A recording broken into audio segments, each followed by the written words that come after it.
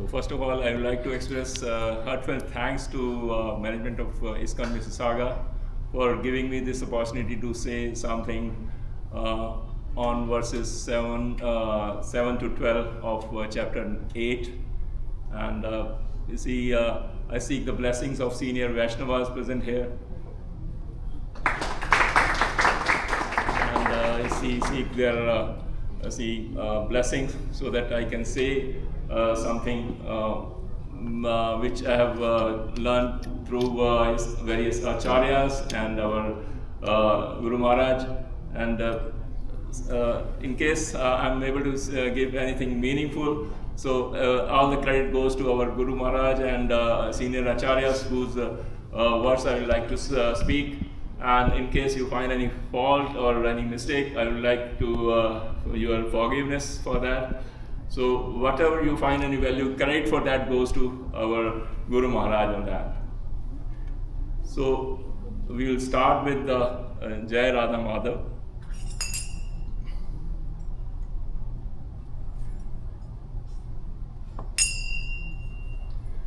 Jai Radha Madhava Jaya Kunja Bihari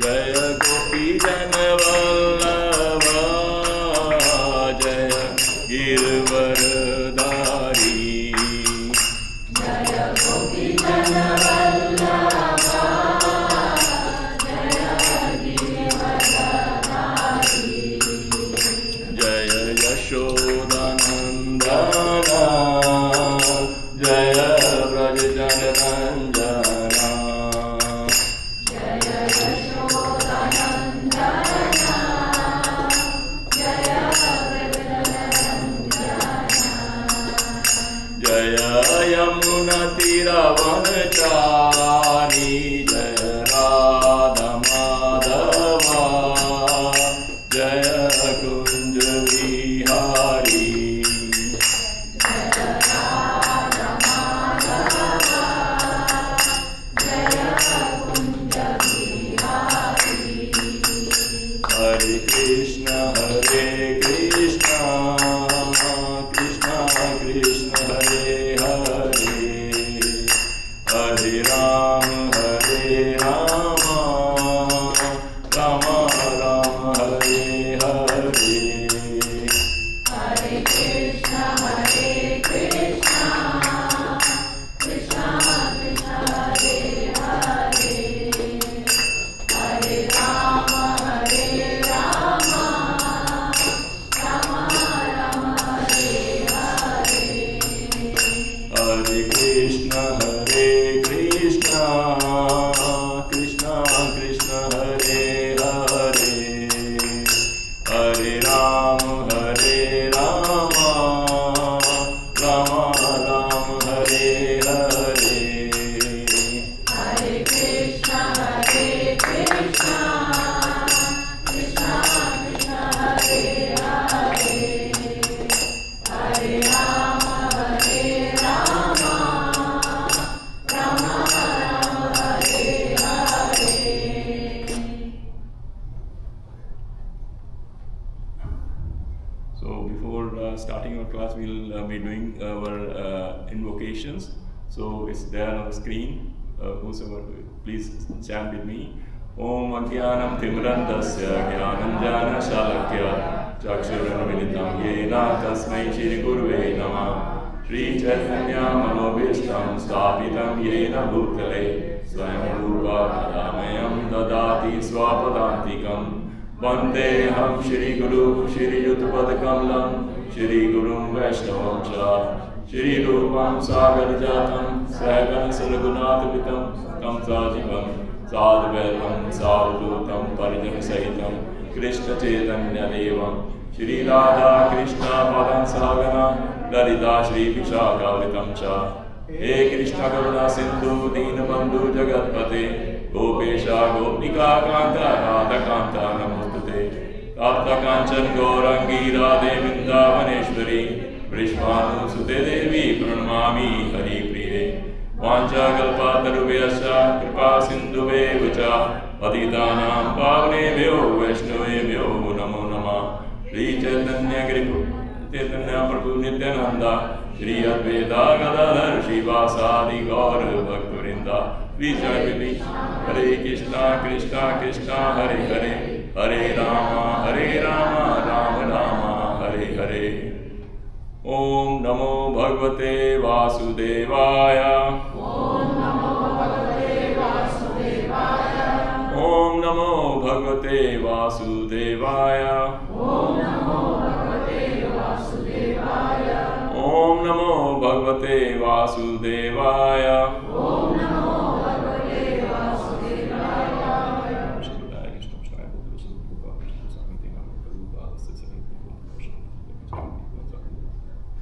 So before we go to the verses for the day, we should appreciate how the foundation of these verses have come up in the opening verses of this chapter and before that in the earlier chapters.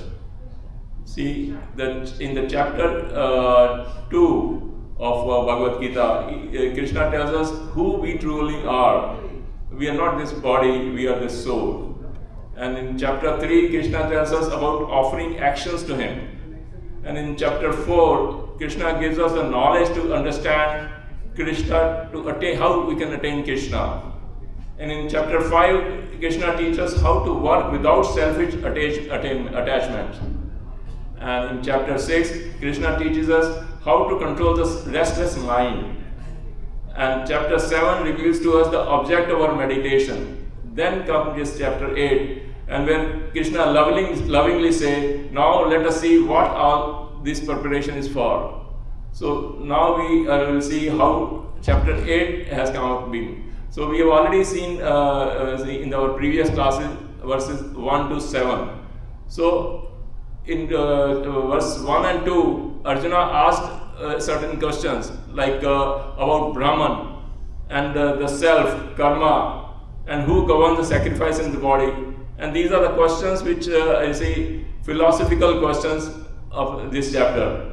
So in earlier verses, chapter 8, these are the architectural blueprint. 1 to 7 were the architectural blueprint of what is going ahead. And then the today's verses are building instruction. First, the architecture is there in a building, then actual building is constructed. So he starts prescribing, he tells us not just what the Supreme is, but how to remember it. He will tell us what the Supreme is and then how we have to remember him and why that remembrance matters and what happens when we do that. So today we work through the verses, 6 verses, 7 to 12, and each one building on the last one. Each one is moving from concept to technique and from understanding to embodiment. So we start with verse number 7. Tasmat sarveshu kaleshu mam anusmara yudhyacha mayi arpita manobuddhir mam evashyasa asanshaya.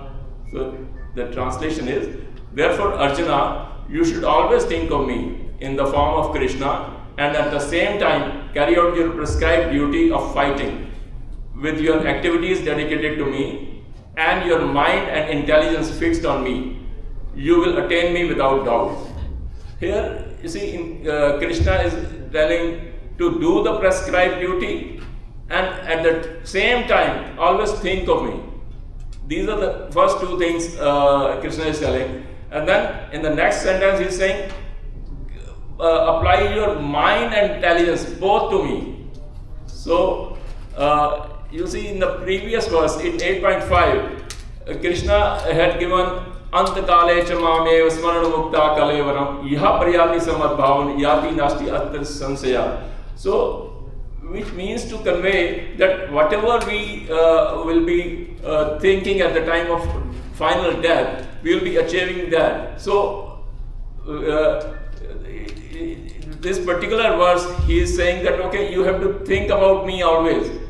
He is just clarifying in this 8.5, which may seem to convey that only the consciousness at the very end of our life matters. Here in this verse, Lord Krishna is gently telling us how we can cultivate that very consciousness at the time of death. Mind placed in me. You have to place mind in him. Not the mind suppressed, not the mind erased, but the mind offered like a flower at the feet of the divine. So Maya Arpita Buddhi, that is intelligence placed in me, the discriminating faculty, the reasoning capacity, also the surrender, also offered. Notice, dear devotees, that Krishna does not ask Arjuna to abandon his battlefield duty for meditation. He reveals remembrance and action both. We have to remember him and do the action. So the core teaching of this section is fix your mind and intelligence on me. Krishna is giving Arjuna a very practical formula for a lifelong remembrance. To understand this, we need to see that we have two inner instruments. Mind, that is our emotional faculty, and intelligence, our reasoning faculty, that is man or buddhi. For most of us, these two don't always move together. You see, mind says something and our intelligence says something else. So there are 4 stages we can think of, you see, where mind and intelligence work differently.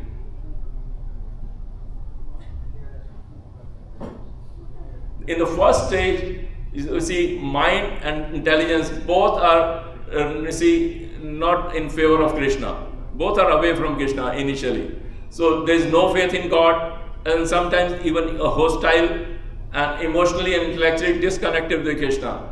Here, dear devotees, spiritual progress is unlikely, where mind and intelligence both are against Krishna. The second stage will be intelligence has somehow come towards Krishna, but mind is still away. You see, philosophically convinced, but emotionally resistant. Mind sees Krishna as a threat to enjoyment, and devotees struggle between conviction and temptation.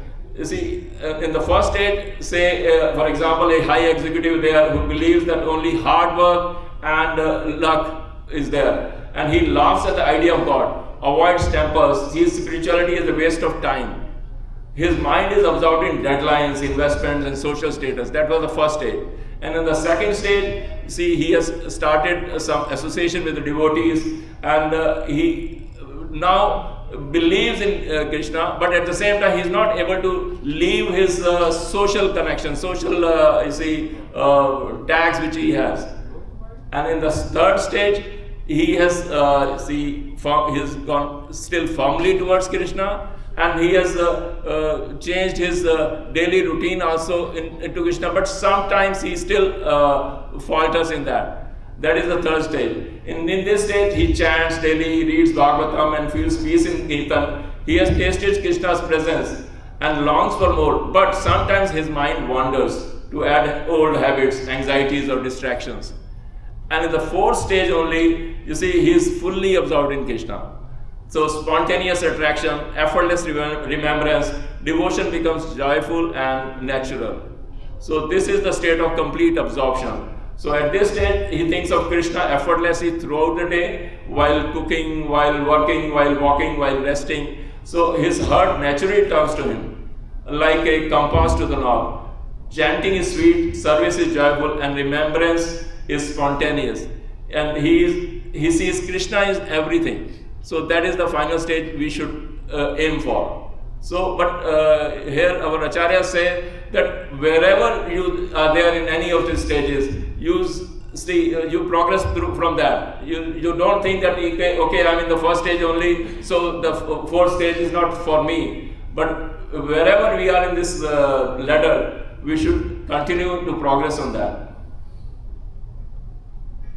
So on that, you see, I could relate from Srimad Bhagavatam our Prahlad Maharaj story. So dear devotees, before we proceed together to Krishna's teaching in the next verses, let us pause and still see a living example of what these verses look like when practiced perfectly. And for that, you and I could ask for no better example than Prahlad Maharaj. Prahlad was just a 5-year-old boy. Yet just imagine, his devotion was stronger than the greatest demon in the universe. And he remembered Krishna naturally, effortlessly, and constantly. And that is exactly what Krishna is about to teach in these verses 8.7 to 12. Prahlad is for us the perfect example of this 8.7. You see, despite every torture, he never forgot Krishna. His remembrance was natural and fearless. And now we come to verse 8.8. Abhyas yoga yuktena chetasa nanyagamina paramam purusham divyam yati partha anuchintayan. He who meditates on me as the Supreme Personality of Godhead, his mind constantly engaged in remembering me, undeviated from the path, O Partha, is sure to reach me. So here, four Sanskrit words are important. First is abhyas. Abhyas is the practice, that is repetition. Abhyas means disciplined, repeated practice. Krishna stresses that remembrance of him is not one time event, but a habit built through daily constant effort. So, just in 8.5 when he says that, okay, antakale chamame, so only at the end time. But now he is saying that constantly you have to remember him. Abhyas is there. And the yoga yuktena is linked in yoga absorbed, linked in yoga and absorbed. Yoga yuktena describes a consciousness that is connected to and absorbed in Krishna through the discipline of yoga. Here, abhyas is not mechanical repetition, but practice performed with focus, devotion, and genuine inner linkage to the Lord.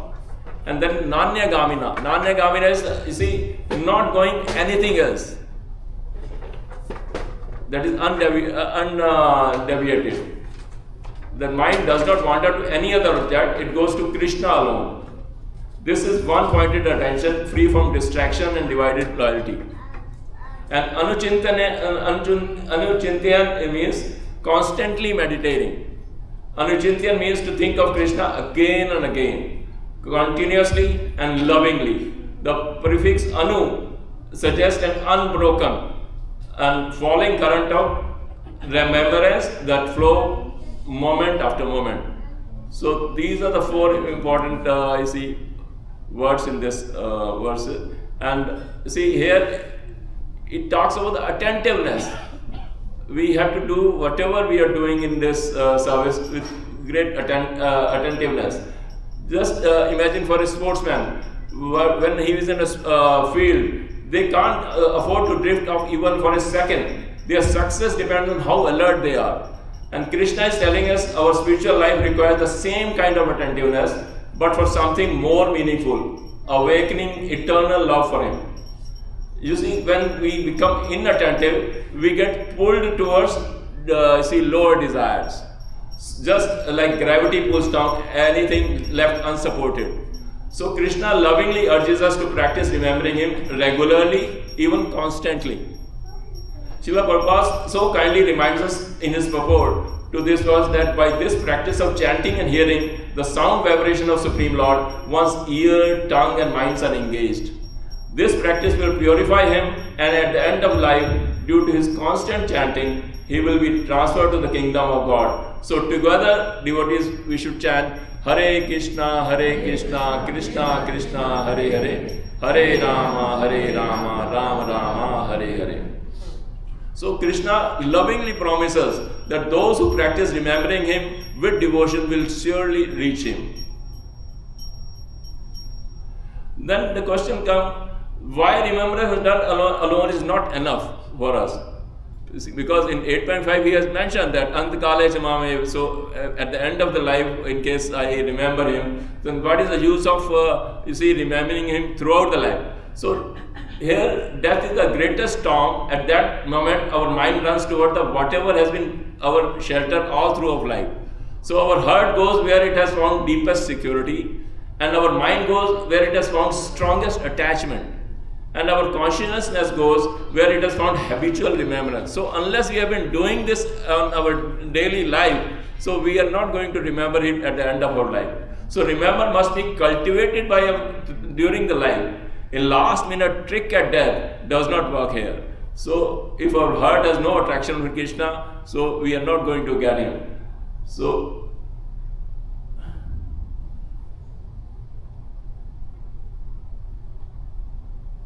and for remembrance also, what we have to remember, there are three kinds of remembrances.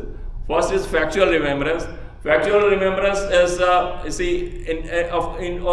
only remembrance of any fact, that is of information only. So example of that could be anything like what is the square root of 81, who is the PM of Japan. So any factual thing is remembered. So that has got no relevance for us. Even if we know it or don't know this, it's hardly going to matter. And then second is the rational remembrance. Rational remembrance is philosophical analysis, and still no connection of the heart is there. Then the example of those rational remembrance is what are the proofs of reincarnation. So everybody will have a different answer for that. And what is the logic behind karma? So these are all philosophical questions. So that is also not connected to Krishna. The personal remembrance only is Krishna's name, form and pastimes, then connected with love and attachment and surrender, and this becomes the deepest desire. And at death, dear devotees, we go towards our deepest desire. Our remembrance must be personal, heartfelt and lovingly cultivated.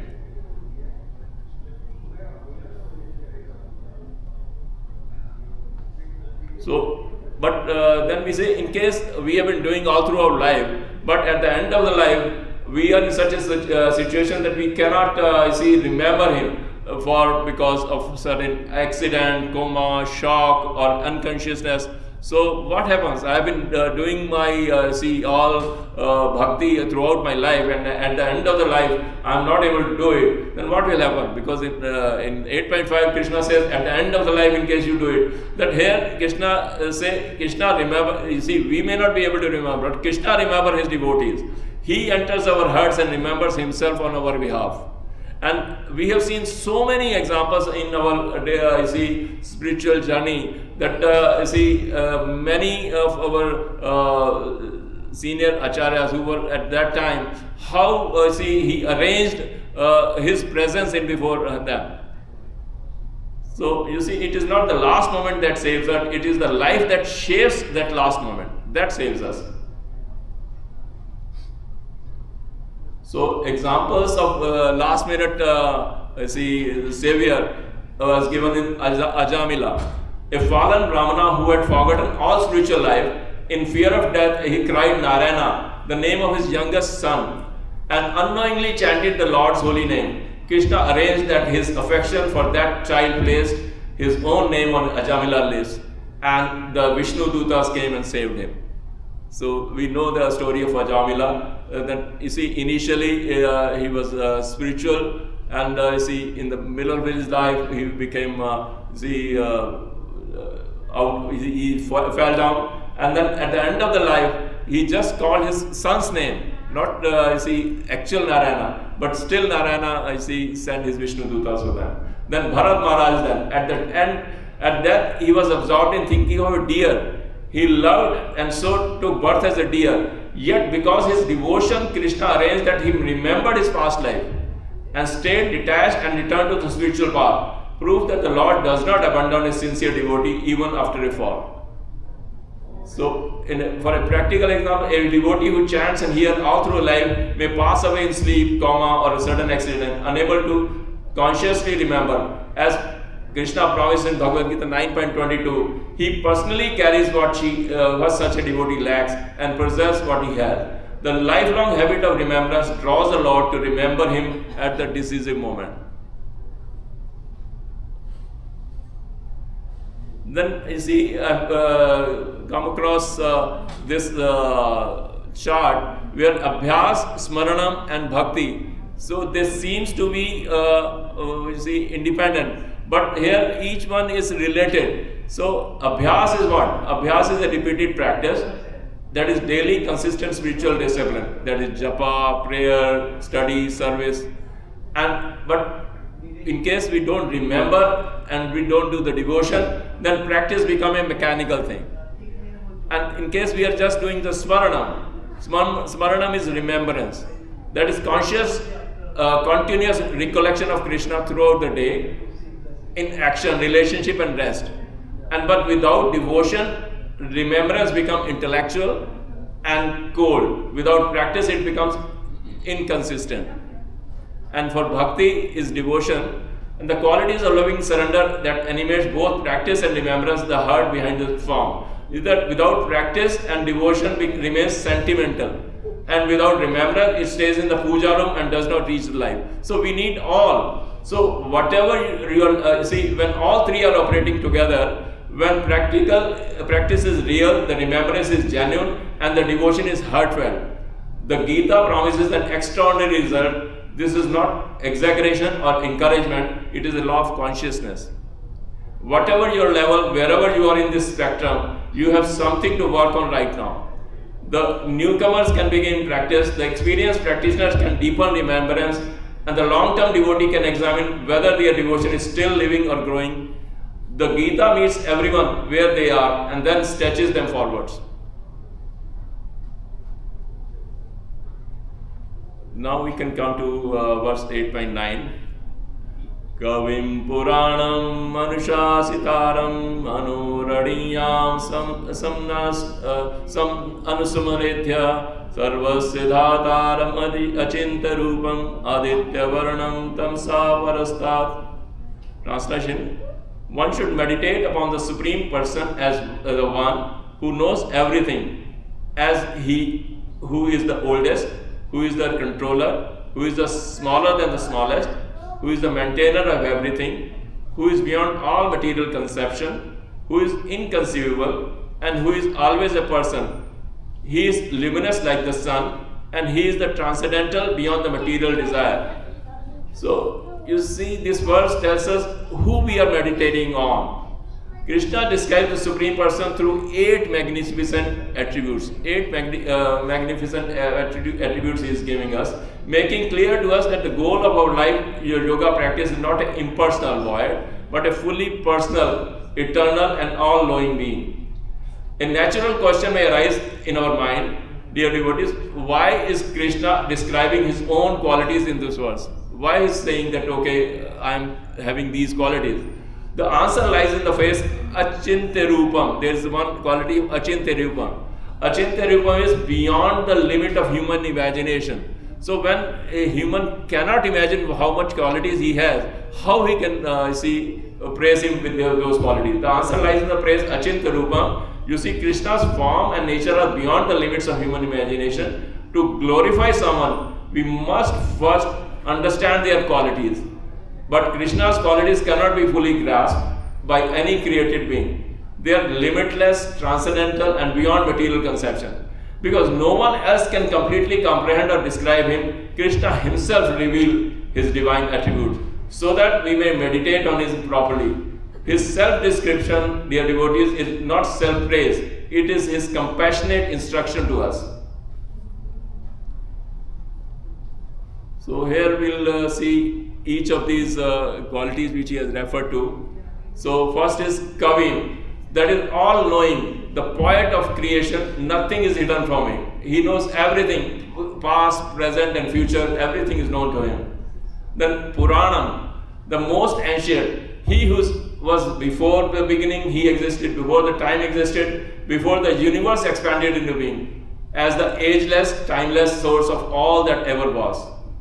Then Anushasitaram, that is the supreme ruler, the benevolent governor, that is the loving governor of every atom in existence, guiding, sustaining, and directing. Anur Aniyamsam, smaller than the smallest. This is very touching thing. He becomes smallest of the smallest. You see, our soul is 10,000 of the tip of the hair. And he is even smaller than that. The Supreme, who encompassing the entire cosmos, is simultaneously present inside every quark, every particle, every cell of your body. The Sarvasya Dhataram, the sustainer of all.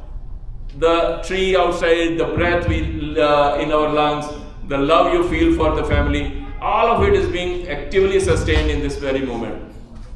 Achintya Rupam, of inconceivable form. And this is an honest quality, the acknowledgement that his fullness is beyond the capacity of mind to fully contain. We can approach. Then Aditya Varna, that is radiant as sun, beyond all darkness, self-luminous, the source of all light and all consciousness. He is known by the ordinary mind. The ordinary mind is only known because he is its light. Similar verse is there in Brahma Samhita also, 8.33. That is Advaitam Achityam Anadim Ananta Rupam Adyam Purana Purusham Nav Yavanam Cha. So here Advaita is one without a second, Achyutya is infallible, Anadi is without beginning, Ananta Rupa is unlimited forms, Purana Purusha is the oldest person, Nav Yavanam, eternal youthful, Vedeshu Durlabham, unreachable by material knowledge, Adurbalam Atma Bhakta, easily attained by devotees. So you see, dear devotees, both these verses describe the same Supreme Person, eternal, beginningless, all-knowing, beyond material darkness, and accessible to us only through our devotion.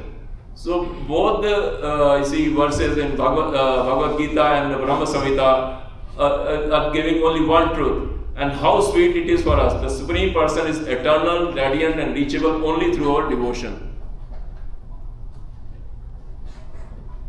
So let us meditate on the Supreme Person. He is infinitely great, intimately small, the sustainer of everything, and indwelling super soul within our own heart.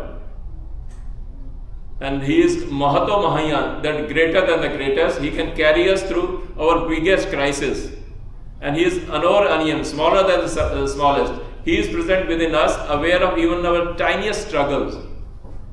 And the small irritation can spiritually destabilize us just as much as the big problem. Nothing is too small to bring to Krishna, because anything that disconnects us from his matters, so we should bring it back. And meditating on Krishna's greatness and nearness gives us calm, clarity, and strength in every situation. So for that, we can contemplate on Dhruv Maharaj story. So he was a little boy named Dhruva. He was only 5 years old when his stepmother pushed him off his father's lap and said he was not good enough to sit there. Hurt and in tears, he ran to his mother, and she could only tell him to go to God. So this small boy walked alone into the deep forest, determined to find someone greater than any king. There he met sage Narada, and who gave him one holy name and taught him exactly how to picture the beautiful form of the Lord in his heart. And just imagine, Dhruva meditated so steadily, never wavering, and Lord himself appeared before him and filled his heart with love. In that moment, he forgot all about kingdom and revenge. He had found something far greater. And that, dear devotees, is our lesson. We do not have to imagine God in our own way. Like little Dhruva, we simply follow what our teachers give us and fix our mind on Lord, and he will surely reveal himself. Then there is another story in Srimad Bhagavatam about Gajendra. So this picture shows he was a elephant king who was Indra in his previous life, and he was playing with his family in the pond, splashing happily in the forest lake. Suddenly a crocodile clamped onto his leg, and desperate struggle began, and that dragged over thousands of years. Little by little his enormous strength drained away. His herd cannot save him alone. Exhausted and sinking into darkness, Gajendra finally sees that no one in his world could rescue him. So he does the one thing left. He lifts a single lotus in his trunk and cries out to the Lord, remembering him exactly as in this verse, described all-knowing, all-powerful Supreme Person beyond all darkness, and at once the Lord rushes to on Garuda and frees him. Not only from the crocodile, but from the birth and death itself. That, dear devotees, is verse 8 and 9 in action. When every other shelter fails, remembrance of Krishna is our greatest protection, and he always comes. Then this is verse number 10. Parayan kale manasa chalena bhaktya yukta yoga balena chaiv Puror Badhe Paranam Avishya Samyak Satam Param Purusham Upayati Divyam. One who at the time of death fixes the life air between the eyebrows and by the strength of yoga with an undivided mind engages himself in remembering the Supreme Lord will certainly attain the supreme divine destination. So after showing so many beautiful qualities, now Krishna is suddenly talking about death. See, earlier he has not talked about death in the previous verse. He was talking about so many good qualities he has. I know for a moment death seems to be, very difficult to think of, but it is the most important fact. Maybe there is a natural reaction. Let's stay in the beautiful philosophy, the meditation on the divine qualities, inspiring story. But the Gita will not let us do that, because Krishna knows that until we look directly at death, we cannot live fully. So let us lean in gently but directly. The particular use of the word yoga valena is significant in this verse, because without practice of yoga, whether Satchakra yoga or Bhakti yoga, we cannot come to the transcendental state of the beginning at the time of death. You see, the prana does not suddenly rise at death simply because we wish for it. Like river that flows in the established channel, the life force travels the path it has been trained over the years. You see, Krishna describes yogi who believes the body with the mind steadily fixed on him. But this raises a very practical question for you. And how do we steady a mind that is naturally restless? Because in earlier verses here, when Arjuna said mind is very restless. Then now he's asking us to with steady mind we have to think. Then Arjuna himself admits in 6.34 that controlling the mind is harder than controlling the wind. He repeats the word chanchala, restless, twice, and the Krishna agrees. So when the Krishna again asks in 8.10 to control the mind, he is not asking him to perform the impossible. He is pointing to a different method, a method infused with bhakti. You see, our mind is like wild horse, restless, unpredictable, impossible to control by sheer willpower. But Krishna through bhakti becomes the gentle master. His sweetness draws the mind, calms it, and gives it a place to rest. This is why Krishna assures us that one who practices remembering him can keep the mind steady even at the final moment. So there is a science behind that, why this practice works. Daily yoga practice trains the prana to move upward. This is not something we can perform spontaneously at death without lifelong preparation. The elevation of the life force at the moment of departure is the cumulative result of years of consistent inner discipline. And the purpose of daily practice is every meditation session, every chanting of Om, every act of Krishna remembrance we offer deepens the groove in consciousness. Death simply reveals which grooves runs deepest. And this is just like a final exam. Life is our preparation and the death is exam. But unlike academic exam, this one can only be passed by those who have genuinely internalized the subject, not by last minute effort. And our moment of death is not a future event. It is the sum of every present event, moments. Each moment of remembrance, each act of consciousness, each breath we take with awareness, these are not preparation of distant future, these are the future accumulating now. We are accumulating our future now.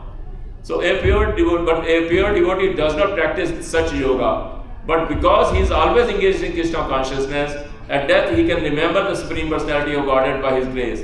And that is explained in verse 14 also in this. So for that we can relate this verse to Bhishma Deva.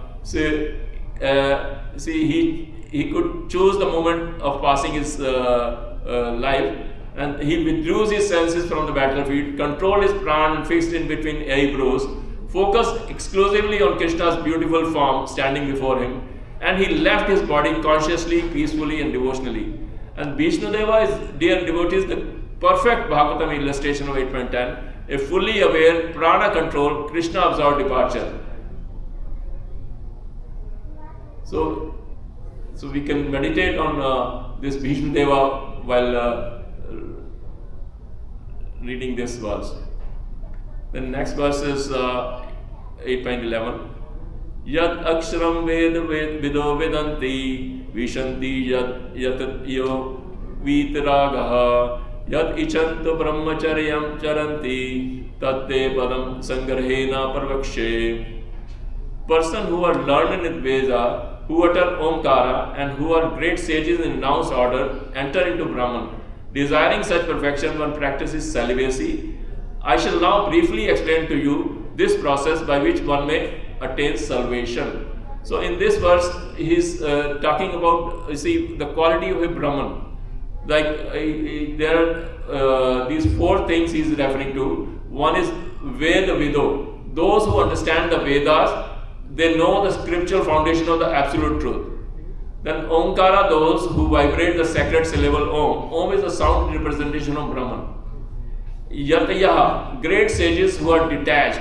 They are free from material attachment. And then Brahmacharya, those who practice disciplined living. Not merely celibacy, but directing life energy towards spiritual realization. You see, these four qualities describe the type of seeker who follows the process Krishna is about to summarize. Krishna is not yet giving the summary here. He is introducing the summary that will follow in the subsequent verses. So notice, dear devotees, how Bhagavad Gita 11 functions like a doorway. It's like a doorway. So these are the four the main thing. Who attains the impersonal? Brahman Graya, known through the Vedas. The supreme goal is described as Brahman, the indestructible absolute. It is not the speculative concept, but the knowledge passed through Vedic revelation. Understanding must be grounded in scriptures, not mere imagination. Then freedom for attachment. Notice how those who attain Brahman are free from material attachment, not separation of desire, but genuine inner freedom. The soul that no longer clings to temporary can naturally rest in eternal. Then Brahmacharya, that is disciplined consciousness. Brahmacharya literally means to move in Brahman, to live with consciousness directly towards the absolute. It includes celibacy, but more broadly means disciplined, purposeful life of all energies in service of spiritual.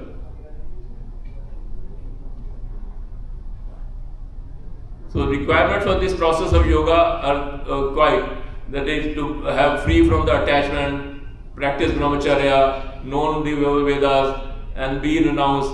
But Krishna has told us that in the previous verse that if we can do that at Prayan Kal, then we attain the Paramam Purusham. And now, dear devotees, Srila Prabhupada tells us it is best for us to chant Hare Krishna. That is the recommended process for this age. So for this, we can refer to another personality, Maharaja Parikshit. Maharaja Parikshit was cursed to die within 7 days from the snake bite, renounced his kingdom and sat on the bank of the Ganges, heard Srimad Bhagavatam continuously from the Shukdev Goswami, left his body absorbed in thoughts of Krishna.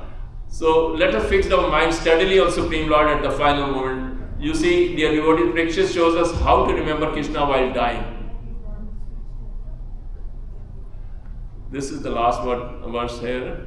Sarvdvarani samyamya manohirdi nirudhyacha urdhani adhyatmanaha pranam astito yogadharanam. The yogi situation is that of detachment from all sensual engagements, closing all doors of the senses and fixing the mind on the heart and the life at the top of the head. One established himself in yoga. So in this beautiful verse, Krishna describes an inner discipline of the soul preparing to leave the body. Sarvadvarani samyama, closing all the doors. Our body, dear devotees, is like a city that has 9 gates. 2 eyes, 2 ears, 2 nostrils, 1 the mouth, the 2 lower gates. All day long through these gates, the whole world pours in. Sight, sounds, tastes, worries, distraction. The yogi lovingly closes these gates, carefully regulating what he allows in and gently refusing whatever pulls the mind outward. Manohridi nirudhyacha, that is next. He draws the restless mind inwards and fixes it within the heart. You see, the mind is like a bird that has spent the whole day flying from branch to branch, never still. Now at last it comes home in its nest and rests quietly in the chamber of his heart. So the very place where the Lord himself resides. Murdhani adhyatmanaha paranam astito yoga dharanam. Then he raises the life-air prana and studies it at the crown of head, and so becomes firmly established in the concentration of yoga. Just imagine, dear devotees, all his energy is now gathered at a single point, undistracted, poised like an arrow, drawn fully back on the bow, ready to fly straight to the target. Its target, the Supreme Lord. Now, this is no beginner's exercise. It is the fruit of a long ladder of practice. The sages described 8 limbs of yoga. The first, yama and niyama, moral discipline and cleanliness, and then asana, a steady posture, and pranayam, control of the breath, and finally the higher rings, that is pratyahara, withdrawing the senses, dharana, concentration, dhyana, meditation, and samadhi, full absorption. So these are very difficult things to pursue at this stage. So here we can relate Dhruv Maharaj.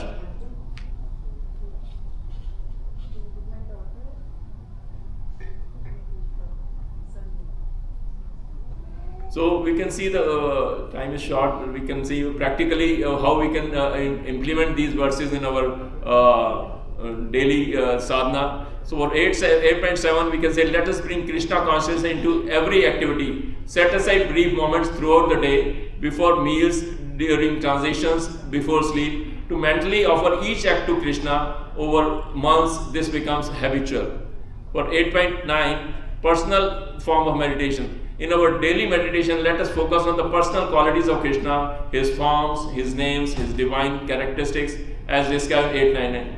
Let us resist the pull towards vague, impersonal abstraction. Our goal is living relationship with personal God. Then 8.10 and 13 is Om vibration practice. Let us include the sacred syllable Om in daily practice, chanted aloud, whispered or held mentally during the meditation. Feel the sense of elevating consciousness with each repetition, training prana to move upward towards divine awareness. And then sense withdrawal is 8.12. Let each meditation sensation begin with deliberate pratyahara, gently withdrawing our attention from sound, sight, sensation one by one. You see, this is the training that makes the closing of gates at the death effortless rather than impossible.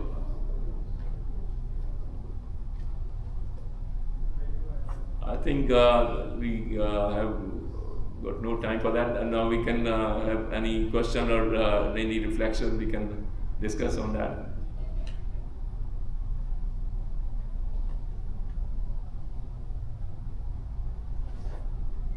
Hare Krishna.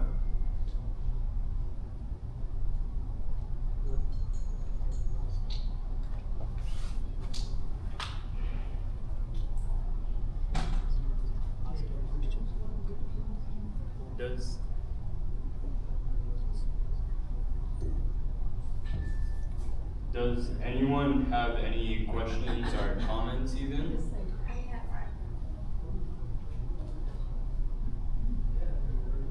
I have a question about Bhakti Yoga. Is this different from traditional forms of yoga? Bhakti Yoga, you see, traditional yoga, you are talking about the physical yoga? Yes. Definitely this is different than that. In the traditional yoga, you are trying to fix yourself physically. See, in the Bhakti Yoga, you are trying to link with the Lord. So in physical yoga, you may not be doing that yoga to link yourself with the Lord Krishna.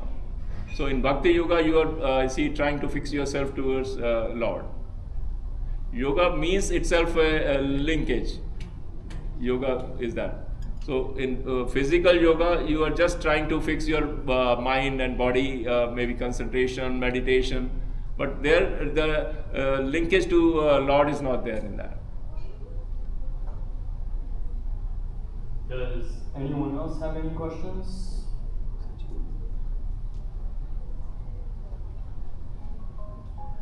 I just wanted to thank you, Guru, for the wonderful session, linking Bhagavad Gita verses and also giving practical tips and bringing out the nice stories to elaborate each and every point what Krishna spoke in Bhagavad Gita.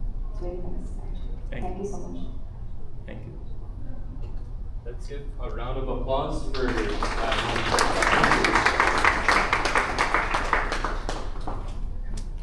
Now, before we move on to the next part of the program, we have a few announcements to make. Firstly, Yogini Ekadasi will be taking place on Friday. We recommend devotees to refrain and fast from grains, beans, and other legumes. We also have eggless muffins and pound cakes available at the book table right there. The eggless muffins are $6 a pack, and the pound cakes are $4. Now, Mahavishnu Das has a very special message. Hare Krishna. Hare Krishna. Hare Krishna. Hare Krishna. Yes, thank you very much for everyone for coming to ISKCON Mississauga. Most welcome. I see new devotees, new faces. And who are the first time who has come here? I know these devotees are there. Anybody else who are the first time? No, all are coming here. Okay, good. All right. So just wanted to congratulate the new wedded couple here, and their parents are also. They just got married. Yeah. So just wanted to congratulate them, and somehow they got a hold of this thing, and they came here, offered, I think, sweet for the Lord, and really we pray and bless the couple on behalf of Sri Radha and Madhav here, that they have a happy and married life. Okay, so moving on, we had last Saturday, not yesterday, previous to that, we had Chittadai festival, and it went very successful. It was so good, and we had in an open park, and we today just don't want to say more about that, but I want to Chittadai festival just for your benefits. It's a festival started from Mayapur, and we carry on that here. When you come more or here, we'll let you know what is it all about. And today we actually want to appreciate the children and those who have done the pot. The pots were so amazing, so beautifully done. So today we wanted to appreciate the children. And the parents who behind them must have given some ideas, and the children must have done their own. I think the children should be coming anytime now. So I wanted them to be here when we want to, appreciate them. Give them a cake or something like that to take home with them for appreciation. And also to those who have, actually we had a very good auction, and it was a very good sale also for our temple here, which we are using back to the community. So whatever donations we get from everyone, we give it back to the community, and for that also, like on August 22nd, we have Mississauga Festival of Joy. So this is again a big occasion we had near SJ Seddington Park at near Port Credit, near the lake. So this is again a good this thing where we have a stage set up and we have for the children again. We have puppet show, magic show, dragon dance, and we have Dol Tasha. We have Dol Tasha. They came from Pune and some are from Delhi, so I'm saying that for them. Anyways, so this is just a kind of appreciation, and the children, I will just call out the names for who has done.